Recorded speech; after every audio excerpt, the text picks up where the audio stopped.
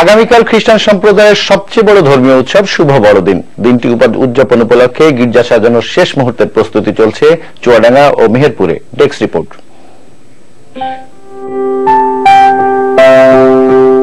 বড়দিন উপলক্ষে মেহেরপুরের বল্লভপুরের এই গির্জাটি সাজানো হয়েছে বর্ণিল সাজে। প্রার্থনা ঘর থেকে শুরু করে গির্জার পাশের রাস্তাটিও বাদ যায়নি। নির্মাণ করা হচ্ছে প্রতীকী গোয়ালঘর ও তোরণ। আমরা 1 ডিসেম্বর থেকে আমরা তারা উত্তোলন করেছি।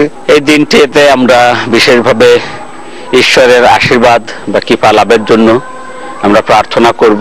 প্রার্থনার মাধ্যম দিয়ে এই দেশ যেন এগিয়ে যায়।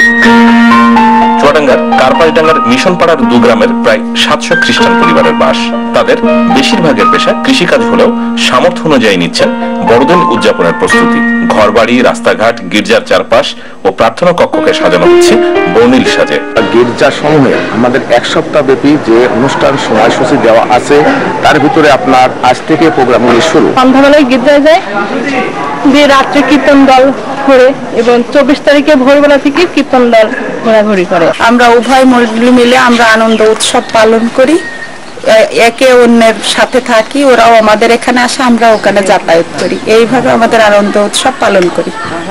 চার্চ অব বাংলাদেশের উদ্যোগে আয়োজন করা হয় প্রাক বড়দিন ও প্রীতি উপহার প্রদান অনুষ্ঠান। উৎসব নির্বিঘ্নে উদযাপন করতে প্রশাসনের পক্ষ থেকে নেওয়া হয়েছে পর্যাপ্ত নিরাপত্তা।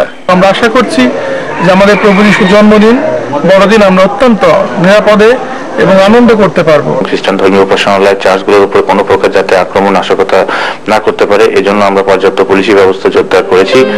শুভ বড়দিন সব ধর্মের মানুষের জন্য কল্যাণ বয়ে আনবে বলে মনে করেন খ্রিস্টান সম্প্রদায়।